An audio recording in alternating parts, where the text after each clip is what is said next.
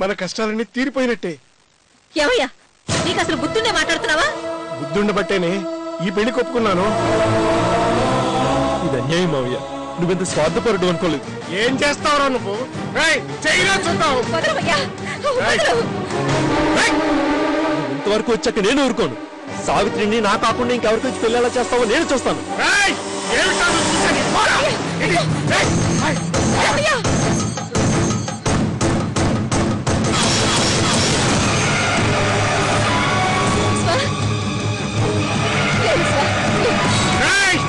నన్నే బెదిరిస్తావురా నువ్వు?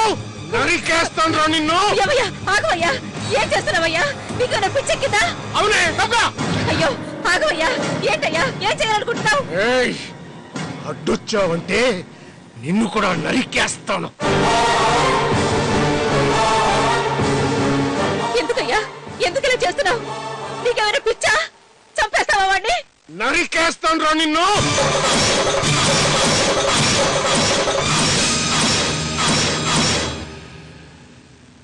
విశ్వా, నువ్వు లోపలికి వెళ్ళు. ఈ పెళ్లి అమ్మగారే దగ్గరుండి చేస్తున్నారు. మన సావిత్రి పెళ్లి గురించి మాట్లాడడానికి నన్ను రమ్మన్నారు. ఆ రోజు పెళ్లి కొడుకు ఎవరు అని నేను అడిగాను. అమ్మా, ఇంతకీ పెళ్లి కొడుకు ఎవరమ్మా?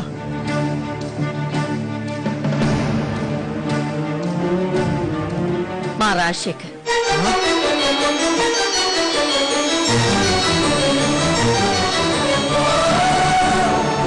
నువ్వు చెప్పాల్సింది ఏమైనా ఉందా? మేము రోజు పూజించే ఆ దేవుడు ప్రత్యక్షమైన ఇంత గొప్ప వరాన్ని, ఇంత అదృష్టాన్ని మాకు ఇవ్వడమ్మా. ఇప్పుడు మా మీరు ఎలా తెచ్చుకోవాలి?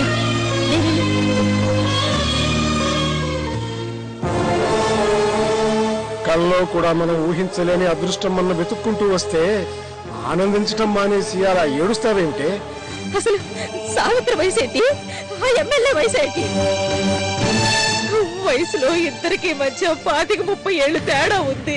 ఒక్క వయసులో తేడా తప్ప ఇలాంటి గొప్ప సంబంధాన్ని వదులుకోవడానికి నాకు ఎలాంటి కారణాలు కనిపించడం లేదు.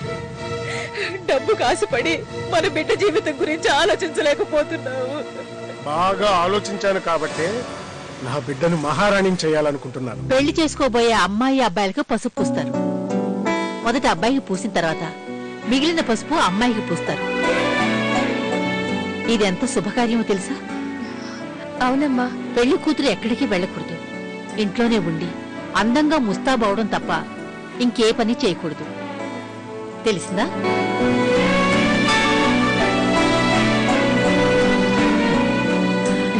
సుమిత్ర, సావిత్రికి పసుపు నువ్వే ముందు పోయాలి. నేనా? నాకన్నా పెద్దది అహల్యకుంది కదా. తన వయసులో పెద్దది తప్ప మనసులో పెద్దది కాదు. అందుకే నిన్ను పూయమని చెప్తున్నాను. సరే పిన్ని. చంద్రశేఖర్ గారు, బయటికి వెళ్లే మనిషిని ఎక్కడికి అని అడగకూడదనుకోండి.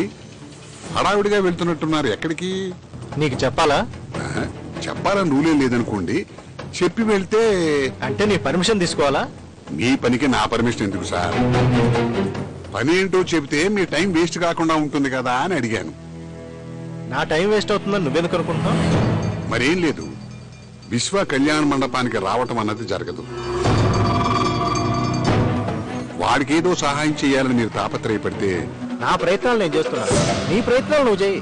పైవాడు ఎవరిని సపోర్ట్ చేస్తాడో చూద్దాం.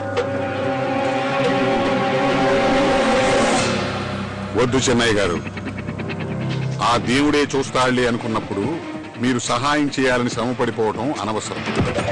నీ మాట విని ఆగిపోతానని ఎందుకు అనుకుంటున్నావు? వినకపోతే మీరే నష్టపోతారు. కేశవ్, నేను నీ అంత తెలివి కలవాడిని కాదని నెమ్మదస్తుండని అనుకుంటున్నావేమో. తేడా వచ్చిందంటే నేనేమిటో నువ్వు చూస్తావు. తప్పకా.